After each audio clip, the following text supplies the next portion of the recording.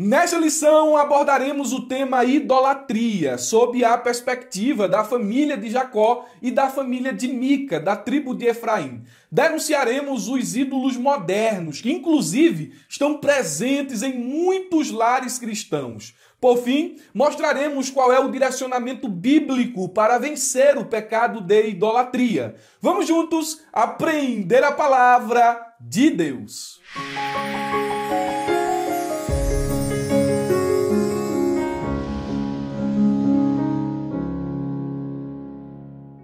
Meus irmãos, quero cumprimentá-los com a paz do Senhor Jesus. Estamos dando início a mais uma pré-aula da Escola Bíblica Dominical, onde comentaremos a revista de adultos, publicada pela CPAD. Eu sou o presbítero e professor Murilo Alencar e hoje o meu objetivo é fazer a exposição da lição de número 4, datada do dia 23 de abril de 2023, cujo título é Ídolos na Família. Temos alguns objetivos apontados pelo setor pedagógico da CPAD e eles são, em primeiro lugar, apresentar o contexto no qual Raquel furtou os ídolos de seu pai Labão. Em segundo lugar, explicar o cenário político-social de Israel quando Mica abraçou a idolatria. E, por fim, alertar acerca dos perigos da idolatria no seio da família do povo de Deus. Cumpriremos esses objetivos à medida em que formos expondo os tópicos da lição.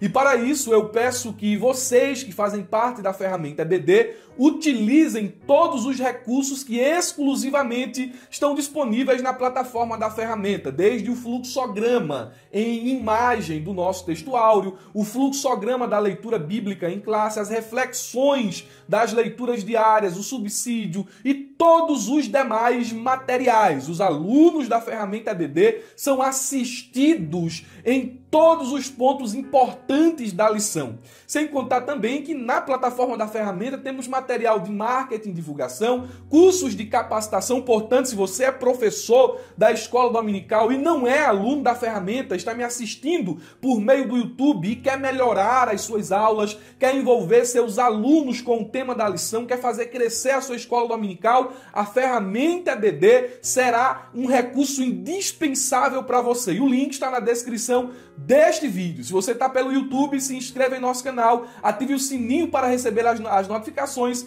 e deixa o teu like logo agora, tá bom? Vamos à exposição da nossa aula. Texto áureo nos diz assim: Filhinhos, guardai-vos dos ídolos. Amém. Primeira Epístola de João, capítulo 5, versículo 21. Na versão NVI, o texto diz: Filhinhos, afastem-se dos ídolos. Veja que o texto áureo, ele é muito pequeno em termos de palavras, mas ele é grande em termos de significado. E veja o fluxograma que fizemos aí dessa passagem em 2 pontos. Primeiro, nós temos a expressão filhinhos, que é muito comum dentro dos escritos do apóstolo João. E essa expressão particular dele é uma expressão de afeto e de autoridade pastoral. O apóstolo, o pastor, o ancião está tratando de forma amorosa com as suas ovelhas, mas também com autoridade. Ele os chama de filhinhos. E em seguida nós temos a exortação: cuidado com os ídolos. E essa exortação, ela tem aqui o propósito de fazer com que os seus ouvintes ou leitores repudiem tudo aquilo que possa ocupar o lugar de Deus. Volta para mim aqui. Lembre-se que João não está escrevendo para ímpios. João está escrevendo para os irmãos. João está escrevendo aqui para crente. E ele está exortando os crentes de seus dias a tomarem cuidado com os ídolos. Ah, irmão Murilo, na minha casa não tem imagem de escultura, na minha casa não tem isso, não tem aquilo. Então, eu não posso ser categorizado como idólatra. Mas nós veremos daqui a pouco que os ídolos eles podem ter expressões materiais e expressões imateriais. Já dizia João Calvino que o nosso coração é uma fábrica de ídolos, e idolatria é um assunto que não se desenvolve apenas no contexto de uma pessoa que não é evangélica, que não é crente, mas os crentes também precisam aprender sobre esse tema a fim de que se afastem dele. dele e os seus corações sejam guardados no temor do Senhor. A verdade prática nos diz: a adoração a ídolos implica priorizar tudo aquilo que se coloca no lugar de Deus. Então, vamos aqui dividir a nossa verdade prática em partes e vamos construir qual é o problema, qual é o perigo de se adorar a ídolos. Primeiro, vamos definir o que é adoração. Eu vou definir adoração aqui em termos genéricos. Não é aqui em um termo bíblico teológico, mas são termos genéricos. Adoração é o ato de reconhecer e expressar o valor, a honra e a glória de alguém ou de algo. Em segundo lugar, adoração é o ato de amar, servir e obedecer a alguém ou algo. Em terceiro lugar, adoração é o ato de entregar-se totalmente a alguém ou algo. E em quarto lugar, adoração é o ato de viver para agradar e glorificar alguém ou algo. Então, quando nós tratamos sobre adoração, nós estamos falando aqui de algo sério, de algo que envolve a vida, de algo que envolve o intelecto, a vontade, as emoções de alguém. Quando alguém dedica, dá valor, se entrega a alguma coisa. Adoração é coisa séria. Aí, em seguida, nós temos aí a palavra ídolos, adoração a ídolos. O que seriam os ídolos? Segundo o dicionário, ídolo é tudo aquilo que é objeto de adoração ou de amor excessivo. Na Bíblia, ídolo é tudo aquilo que se opõe a Deus ou se coloca no lugar de Deus. Então nós podemos pensar em ídolos materiais, como imagens de escultura ou de fundição, que representam falsos deuses ou entidades espirituais. Porém, também podemos pensar em ídolos imateriais, como coisas, ideias, valores, sentimentos, desejos, que se tornam mais importantes do que Deus para nós. Então, veja que o conceito de ídolo, ele amplia o nosso entendimento sobre o que de fato é a prática da idolatria, porque os ídolos podem ser objetos materiais, como também podem ser coisas imateriais. Aí vem aí, dentro da nossa verdade prática, a palavra priorizar. Adoração a ídolos implica em priorizar. Qual é o sentido da palavra priorizar? Priorizar significa dar preferência, importância ou urgência a algo ou alguma coisa. Priorizar significa escolher, decidir, agir em função de alguém ou de algo. Priorizar significa dedicar tempo, energia e recursos a algo ou alguém. Priorizar significa colocar em primeiro lugar na nossa vida algo ou alguém. Então definimos aqui o que é adorar, o que é ídolos e o que é priorizar. E agora vem aqui a questão mais importante da nossa verdade prática, que é justamente o problema da idolatria. Por que a idolatria é condenada nas Escrituras? Por que a Bíblia ela é veementemente contra a idolatria? Primeiro, porque adorar a ídolos significa indevidamente reconhecer e expressar o valor, a honra e a glória de tudo aquilo que se coloca no lugar de Deus como mais importante que Ele. Por isso a Bíblia condena a idolatria. A Bíblia condena a idolatria porque adorar a ídolos significa amar, servir e obedecer tudo aquilo que se coloca no lugar de Deus. A Bíblia condena a idolatria porque adorar a ídolos significa entregar-se totalmente a tudo aquilo que se coloca no lugar de Deus. A Bíblia condena a idolatria porque adorar a ídolos significa viver para agradar e glorificar tudo aquilo que se coloca no lugar de Deus. Vamos aos textos bíblicos? Êxodo capítulo 20, versículo 3 e 4. Não terás outros deuses além de mim. Não farás para ti nenhum ídolo, nenhuma imagem de qualquer coisa no céu, na terra, ou nas águas, ou debaixo da terra. Isaías capítulo 42, verso 8. Eu sou o Senhor e este é o meu nome. Não darei a minha glória, nem a imagens de escultura darei o meu louvor. Não darei a minha glória a outro e nem a imagem de e nem a minha glória a imagem de esculturas. Levítico 19, 4. Não se voltem para os ídolos, nem façam para vocês deuses de metal. Eu sou o Senhor, o Deus de vocês. Levítico capítulo 19, versículo de número 4. Temos também um texto em Colossenses 3 e 5 que diz: assim façam morrer tudo o que pertence à natureza terrena de vocês, imoralidade sexual, impureza, paixões, desejos maus e a ganância, que é idolatria. Então, esse tema, ele é escrachado, ele é condenado dentro das Escrituras. A prática idólatra é um pecado terrível diante de Deus. Nós vamos para a exposição dos tópicos da lição e já vamos aqui começar no tópico de número 1, que diz: os ídolos encontrados na tenda de Raquel. Então, o que é que está acontecendo aqui? Nós estamos há algumas semanas abordando os conflitos familiares e os problemas que surgem no lar, analisando a vida dos patriarcas. Já falamos de Abraão, de Isaac e de Jacó. Contudo, mais uma vez, vamos voltar o nosso olhar para a era patriarcal, especificamente para a família de Jacó. E faremos aqui uma breve digressão na história.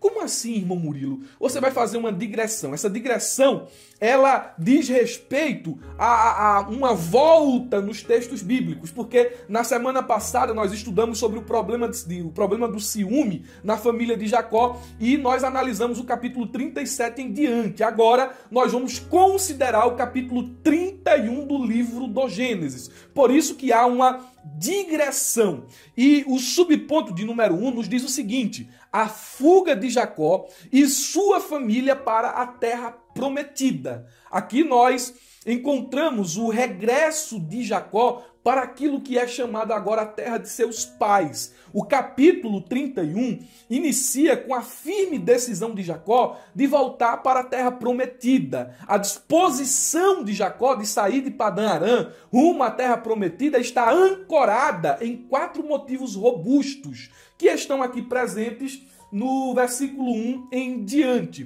Então vamos rapidamente aqui citar os motivos causadores desse desejo de Jacó de voltar para a terra de Canaã. Em primeiro lugar, essa decisão ela foi motivada pelas acusações levianas de seus cunhados. É o que diz o versículo 1 do capítulo 31.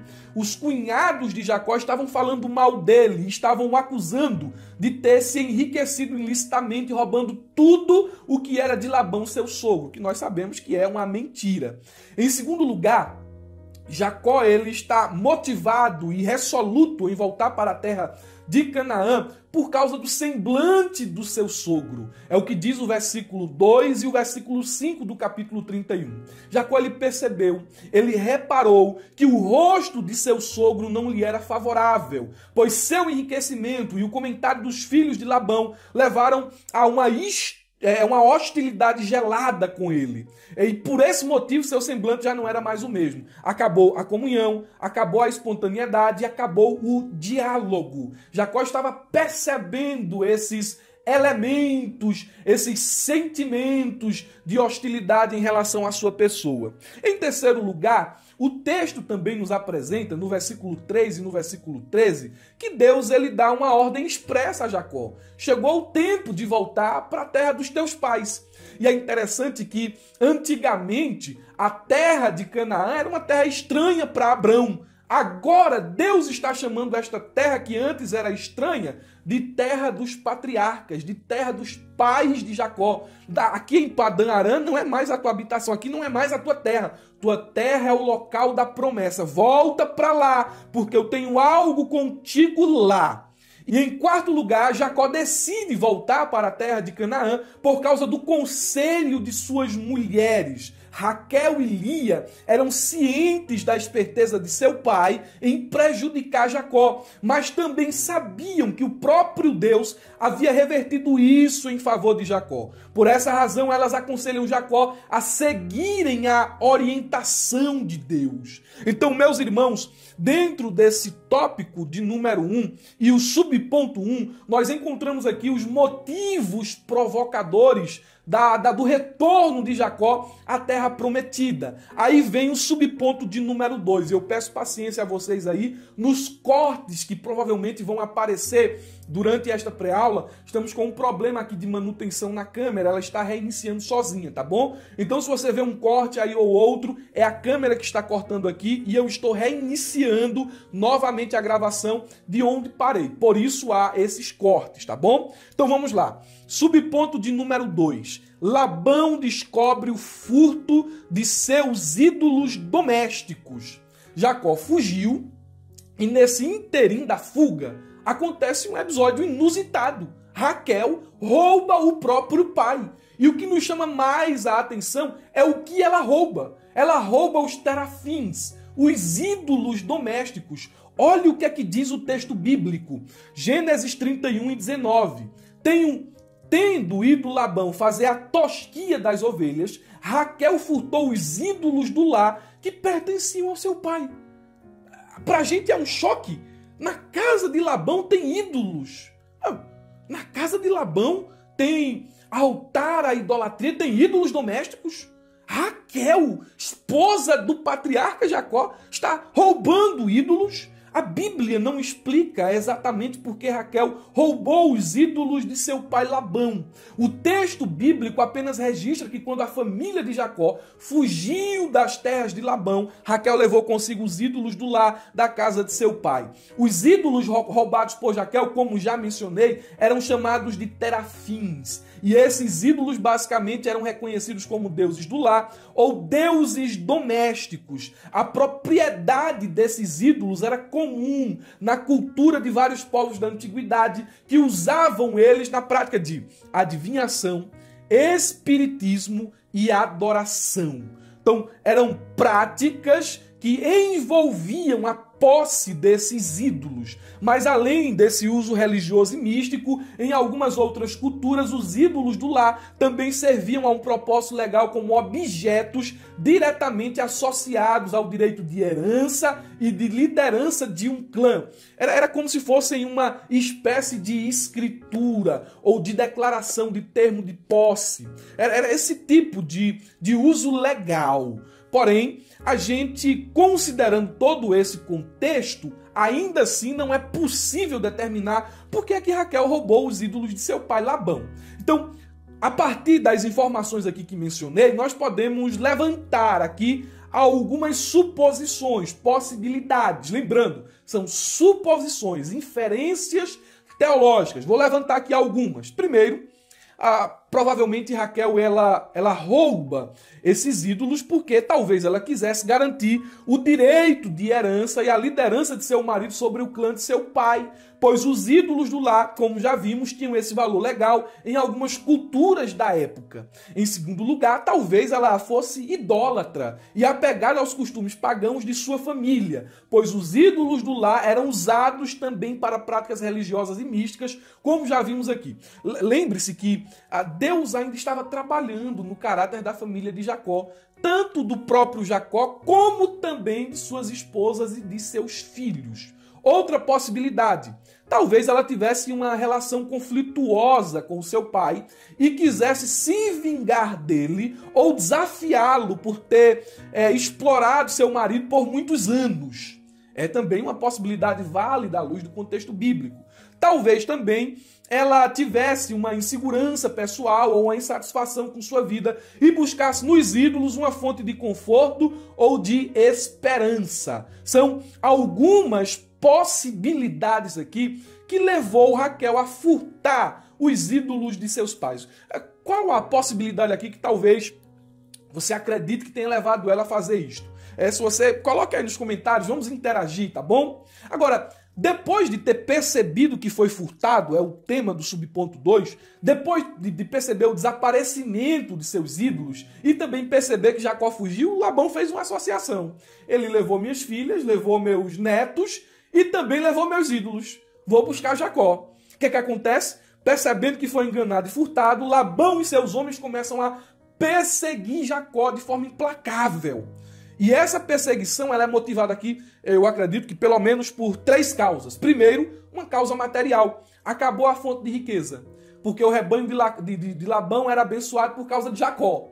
Segundo lugar, uma razão emocional. Acabou a chance de conviver com suas filhas e com os netos. E em terceiro lugar, penso eu, aqui uma razão religiosa. Seus deuses foram roubados. O Isber incrementa esse pensamento quando ele diz que o fato de Labão ter ficado perturbado com o roubo dos ídolos do lar mostra que ele depositava sua fé nos ídolos e não no verdadeiro Deus a quem Jacó servia.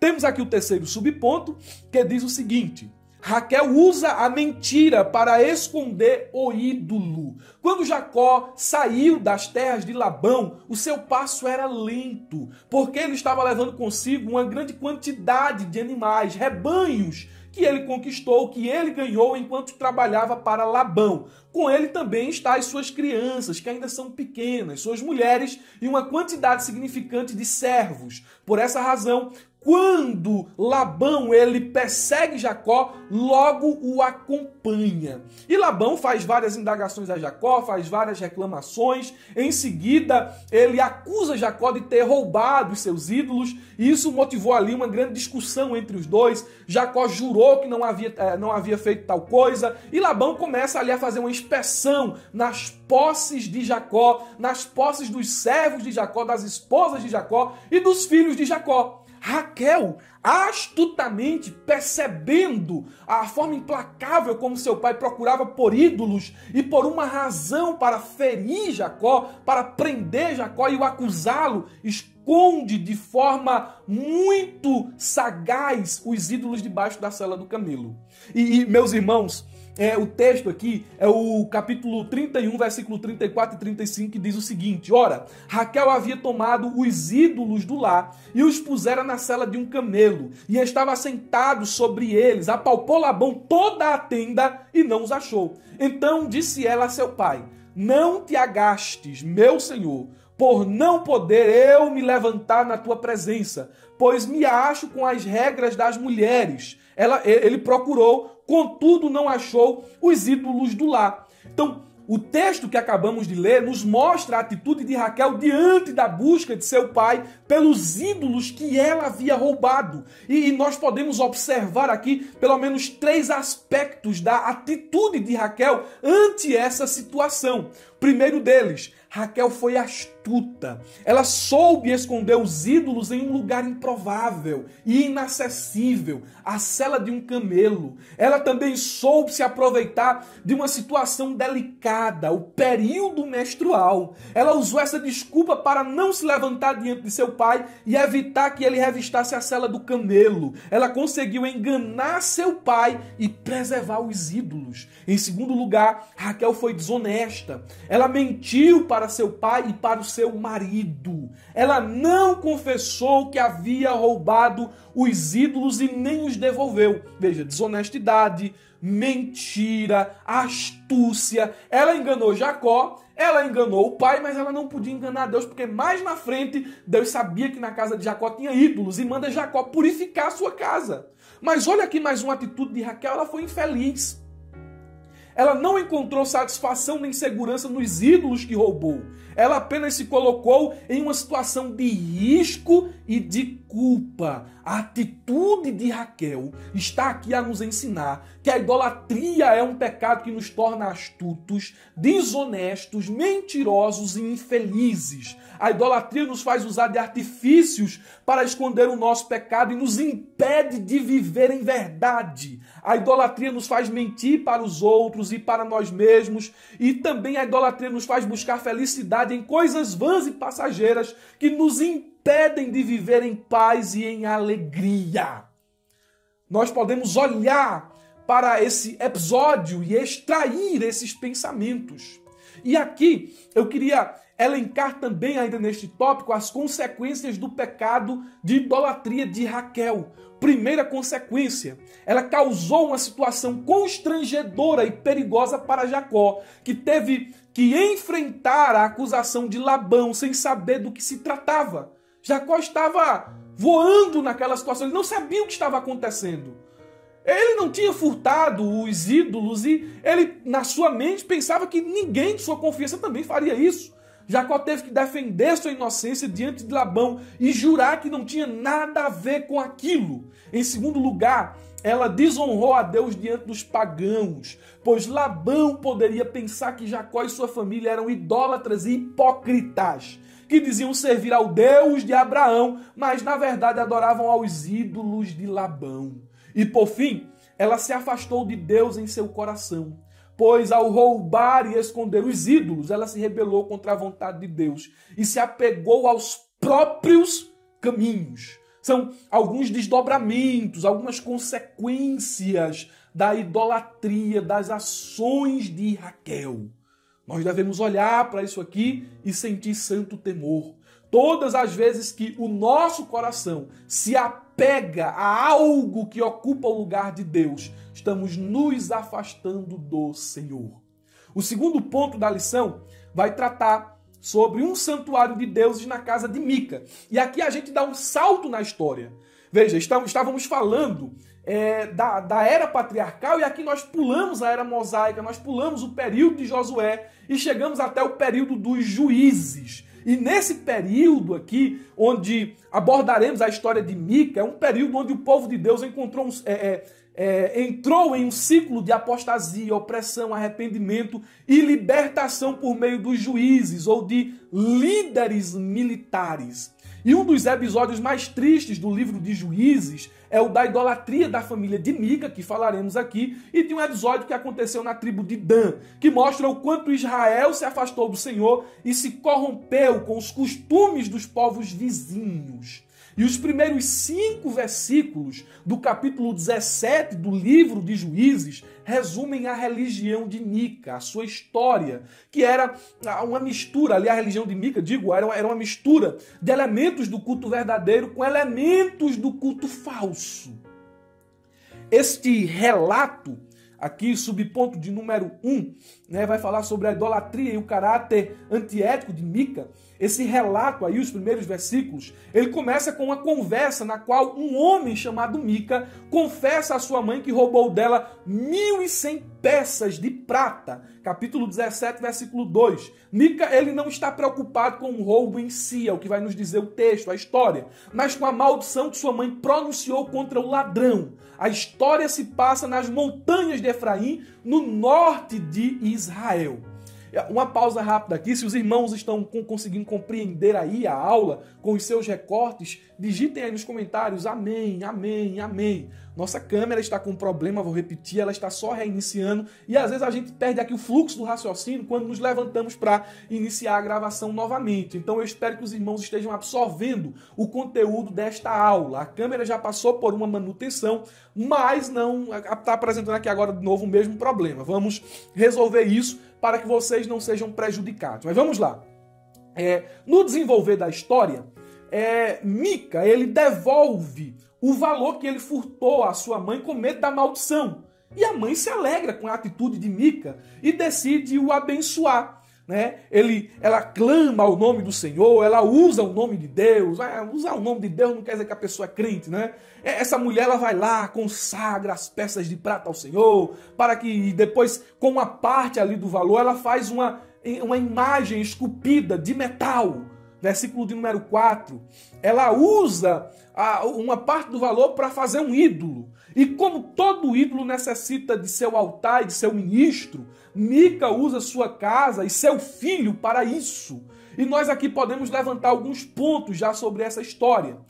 Você vê aqui, é uma coisa terrível. A mãe está financiando a idolatria e o pecado dos filhos. Se a gente fosse falar sobre esse tema aqui, quando os pais financiam o pecado dos filhos, isso ia dar pano para manga. Porque tem muita mãe aí financiando roupa curta, sensual para os filhos, para as filhas. Está financiando joguinho de celular, financiando clube para filho participar, financiando o pecado dos filhos. Está pagando pelo pecado dos filhos. E eu estou falando aqui de um contexto cristão. Você vê aqui. Vamos falar primeiro sobre Mica. Podemos ver que Mica era um homem idólatra que violou o 1º e 8º mandamento. Não terás outros deuses diante de mim, não furtarás. Ele roubou de sua própria mãe para satisfazer a sua cobiça e depois usou parte do dinheiro roubado para fazer ídolos para si mesmo. Ele não tinha temor de Deus, ele não tinha amor ao próximo, ele tinha um coração egoísta e ganancioso, e tudo isso levou a cometer esses pecados contra Deus e contra sua família. Agora veja a mãe de Mica. Ela era religiosa, mas não obedecia aos mandamentos de Deus sobre a adoração. Tem muita gente aí que se diz religiosa, tem muita gente que se diz gospel aí, principalmente nessa área da música, e na área da pregação, sou gospel, sou isso, sou aquilo. só baboseira, só coisa de ímpio. Né? Só tem cantores que se dizem gospel, mas não tem nada de gospel, nem suas músicas, nem suas ações, nem sua vida. Tem pregadores que estão no altar chamando palavrão, contando heresia, manipulando as pessoas. Não tem um nome de gospel, mas não tem nada de evangelho. Não tem nada de Cristo. É um retrato aqui da mãe de Mica. Ela era influenciável e seguia os costumes da época que eram idólatras. Ela era negligente com o dever de ensinar seu filho a conhecer e a honrar a Deus. O segundo subponto nos diz o seguinte. Labão descobre... Estou lendo aqui o segundo subponto. Nos diz o seguinte. A abominação de Mica. Juízes capítulo 17, versículo 5, é o texto aí que delimita a perícope. E o texto diz o seguinte: e assim este homem, Mica, veio a ter uma casa de deuses. Essa casa de Deus foi financiada pela mãe, viu? Fez uma estola sacerdotal e ídolos do lar, e consagrou a um de seus filhos para que fosse por sacerdote. Você está vendo aqui a bagunça que está a casa de Mica? E nós aqui podemos levantar alguns pontos sobre essa passagem. Primeiro, o texto diz que Mica possuía um santuário, que era um lugar onde ele guardava seus objetos de culto. Segundo, o texto diz que esses objetos incluíam uma imagem esculpida e um ídolo de metal feitos com a prata que sua mãe havia consagrado ao Senhor. Terceiro, esses objetos também incluíam um manto sacerdotal, que era uma vestimenta usada pelos sacerdotes do tabernáculo para ministrar diante de Deus. Em quarto lugar, esses objetos eram uma imitação dos utensílios sagrados que Deus havia ordenado para seu culto em Siló, onde estava a Arca da Aliança e os levitas. Em quinto lugar, Mica inventou sua própria religião, baseada em sua conveniência e preferência, sem se importar com a vontade revelada de Deus na sua palavra. Em sexto lugar, ele não obedecia aos mandamentos do Senhor, que proibiam a fabricação e a adoração de imagens, e que determinava que somente os levitas podiam exercer o sacerdócio. Em sexto lugar, ele também não se submetia à autoridade dos juízes, que eram os líderes espirituais e políticos de Israel naquela época. Em sétimo lugar, ele fazia o que lhe parecia certo aos próprios olhos, seguindo o padrão da sua época. E aqui nós podemos extrair algumas reflexões a partir dos pontos que foram levantados. Primeiro, a religião inventada é aquela que se baseia não na revelação de Deus, mas na imaginação humana. Isso aqui é idolatria. Mica estava cometendo idolatria porque ele estava adorando um Deus falso. Em segundo lugar, a religião que adapta o culto aos gostos e interesses das pessoas, sem levar em conta o caráter e a glória de Deus, também é uma religião falsa. Mica estava adorando a Deus como ele bem entendia. Se a gente pudesse adorar a Deus como bem a gente entendia, por que é que os filhos de Arão, sumo sacerdote, morreram quando ofereceram incenso estranho perante o altar? Se o que importa é a intenção do coração, porque Uzá foi fulminado quando tocou na arca do Senhor. Então a questão aqui é que a gente não pode adorar a Deus como a gente bem entende. Deus deve ser adorado como ele estabeleceu em sua palavra. Nós temos aqui mais uma característica da religião inventada por Mica. Ela é uma religião que despreza a autoridade da palavra de Deus. Ela é uma religião que despreza os ditames estabelecidos pelo nosso Senhor. Segue as tendências, as modas da atualidade. Essa religião inventada é uma religião que agrada a homens, mas ofende a Deus. Portanto, nós podemos dizer que o culto idólatra, a religião inventada, fora dos princípios da palavra de Deus, ela é uma ação, ela é uma prática condenada pelas Escrituras. O terceiro subponto nos diz o seguinte: Mica tinha uma casa de deuses. E aí nós temos o versículo 5 e 6 marcando aí, delimitando o texto. Já falamos sobre essa casa de deuses, mas eu quero só trazer aqui a exposição, a parte final do versículo 6, que diz assim: naqueles dias não havia rei em Israel, Cada um fazia o que achava mais reto aos seus olhos. E esse versículo aqui está nos mostrando o contexto histórico e moral da época. Da época de quem? Dos juízes, quando Israel estava em uma situação de anarquia e apostasia. Não havia uma autoridade civil, nem uma autoridade espiritual que governasse o povo com justiça e fidelidade a Deus de forma unificada. Cada um fazia e seguia o seu próprio critério, seguia o seu próprio coração, aquilo que achavam que parecia bom, sem se importar com a vontade de Deus ou com o bem comum.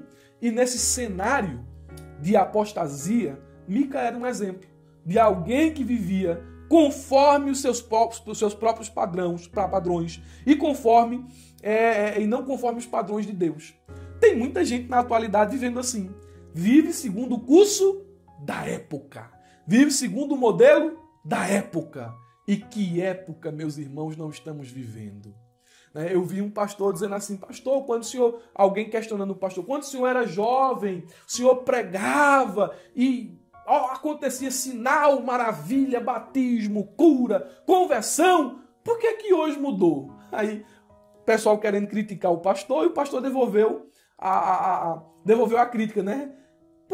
Sabe por que isso não acontece mais? Porque antigamente o povo era crente, o povo era santo, o povo se dedicava a Deus e hoje não mais. Isso é uma realidade no contexto da igreja brasileira, da igreja atual. O povo está cheio de ídolos. O povo não honra mais a Deus como honravam antigamente. Nós vamos ver isso aqui no terceiro tópico, a idolatria dentro dos lares. Vamos lá, o primeiro subponto, vê só. Os ídolos domésticos dos tempos atuais. Os ídolos do lar podem ser coisas diferentes das imagens antigas, mas ainda assim representam algo que ocupa o lugar de Deus na vida das pessoas. E alguns exemplos dos ídolos modernos que estão presentes nos lares hoje são, vamos lá, televisão. Eu não estou pregando aqui contra o crente ter televisão em casa, mas a televisão tem se tornado um ídolo na casa de muito crente. Era melhor que não tivesse. Irmão, você está sendo radical. Tem gente que não sabe moderar as coisas. Tem televisão aí que está consumindo o tempo, a atenção das pessoas, estão afastando elas da comunhão com Deus, da comunhão com a família. Se tornou um ídolo. A televisão está lá, né? Hoje você não espera mais para assistir uma novela, hoje você não espera mais para assistir um episódio de uma série, de alguma coisa assim. As televisões hoje são smart. Né? Elas têm acesso à internet. Você tem lá todos os aplicativos para poder assistir o que você quiser na hora que você quiser. Olha a televisão. Está pior do que antigamente. O uso indevido da televisão. Aí tem o dinheiro, que pode levar as pessoas à ganância, à avareza, à injustiça. Ter dinheiro não é errado. Mas a Bíblia diz que aqueles que querem ficar ricos, eles caem. E a Bíblia fala sobre o que é cair ali. Né? As facilidades que o dinheiro proporciona abrem portas que levam o cristão ao pecado com mais facilidade. Aí tem aqui os prazeres da carne, que pode fazer as pessoas se entregarem à imoralidade, à infidelidade, à impureza. O prazer carnal também se torna um tipo de ídolo. Vê só, o entretenimento também é um tipo de ídolo. As pessoas hoje não têm mais o ócio criativo. Né? O que é o ócio criativo? Aquele momento que você ficava sem fazer nada, mas você refletia, você pensava, você metia. Isso não existe mais. Quando você está entediado, o que é que você faz? Assistir, ver shots no YouTube, ver reels no Instagram, ver uma coisa, ver outra. Não existe mais o ócio criativo, né? E é tão interessante hoje que o entretenimento, ele se tornou algo absurdo de se buscar, de se ter. O entretenimento se tornou um ídolo. As superstições, o misticismo, as simpatias, que são formas de buscar orientação e bênção fora de Deus e contrariam a sua palavra. Se fosse falar que o que é que crente está indo nessas casas desse... Não sei se eu posso falar isso aqui na internet, né? Crente indo na casa desse pessoal que passa a coisinha de arruda, que tem lá a casa cheia de ídolos, que fazem aquelas petições, aquelas coisas lá todas. Vocês estão sabendo o que eu estou falando aqui. Tem crente que faz isso. Fanatismo por futebol ou por política, que gera divisão, violência. Também é um tipo de idolatria moderna. Tem gente que idolatra político A, político B. Tem gente que se o time de futebol dele perder, a vida dele se acaba. Tradições familiares que podem se tornar mais importantes que os mandamentos de Deus. e impedir a renovação da mente. Internet. Praticamente todo lá hoje tem acesso à internet. A internet tem dominado as pessoas. A internet tem exposto as pessoas, principalmente as crianças, a conteúdos nocivos. E as pessoas hoje vivem com um vazio na alma. Porque o digital está consumindo aquilo que é real. As pessoas perdem o prazer de viver. Culpa dos ídolos modernos. E nós temos aqui o subponto de número 2, identificando os ídolos modernos dentro dos lares. E eu quero ser bem específico aqui nesse subponto 2 e falar somente sobre o perigo das redes sociais. Vê só aqui. Quais são os perigos das redes sociais? Estou me detendo aqui a um dos problemas. Primeiro, as pessoas estão dedicando mais tempo e mais atenção às redes sociais do que a Deus, negligenciando assim a sua comunhão com o Senhor. Em segundo lugar, as pessoas estão buscando nas redes sociais a sua fonte de satisfação, de valorização, aprovação ou identidade, em vez de buscar a Deus ou em Deus. Tem gente que está se prostituindo por like. Por que é que o TikTok viraliza aqueles vídeos sensuais? Aquelas dancinhas, tudo que envolve sensualidade, tudo que envolve imoralidade, tem essa tendência de viralizar. Prostituição por like. Aí vem aqui, também, tem muita gente seguindo as tendências, os valores, as opiniões das redes sociais, em vez de seguir a palavra de Deus. O que conta é o que o TikToker disse, o que o influencer do Instagram diz. Isso está moldando a fala das pessoas, o cabelo das pessoas, a veste das pessoas, o estilo de vida das pessoas, o sonho das pessoas, o projeto das pessoas está sendo moldado por esses influencers. Tome muito cuidado com o seu lar, muito cuidado com os seus filhos. Os ídolos estão presentes aí e às vezes eles estão aqui, na palma da mão. Tem muita gente adorando pessoas na internet, coisas, ideias que são promovidas nas redes sociais, em vez de adorar somente a Deus. E nós temos o último ponto aí. Meu Deus, a câmera não cortou mais não. Tomara que não corte. Daqui para o final. Vamos lá, último ponto. Mica tinha uma casa... vamos lá, eu estou meio aqui perdido, porque já cortou quase 7 vezes aqui. 7 vezes eu precisei reiniciar e a gente fica um pouquinho assim, perdido aqui. Mas vamos lá. Terceiro e último subponto. Mica tinha uma casa... Tô voltando de novo. Vamos lá. Terceiro e último subponto. Precisamos reagir contra os inimigos da família. Esses objetos que levam à idolatria.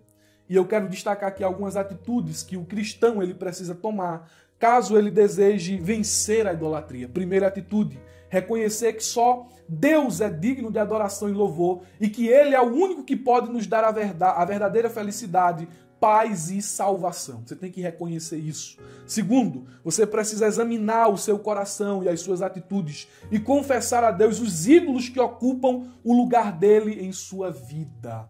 Terceiro, arrependa-se dos ídolos e renuncie a eles, pedindo a Deus que os perdoe ou o perdoe e os livre, os liberte do seu poder, do poder dos ídolos.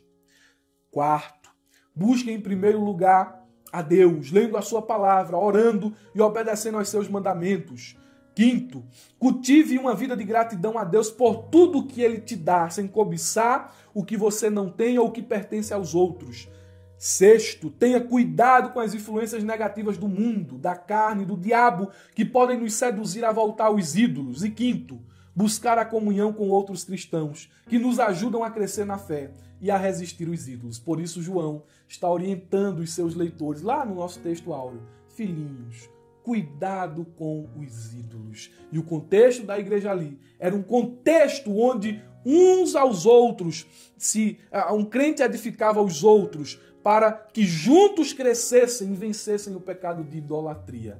Eu quero finalizar dizendo algo aqui. Tem algo aqui no subsídio, mas não vou falar sobre isso, você pode ler aí. Mas eu quero contar uma história de uma certa irmã que orava e ela dizia assim: Senhor, se tu estiveres em segundo, terceiro lugar na minha vida, por favor, passe para o primeiro, porque aí é o teu lugar, aí é o teu lugar.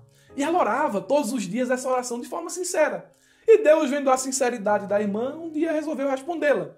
E ela orou e fez a mesma oração e Deus chegou para ela e disse assim: minha filha, se eu não estiver em primeiro lugar na sua vida, eu não estarei em lugar nenhum. Deus deve ser o centro da nossa vida, a prioridade do nosso coração, da nossa busca.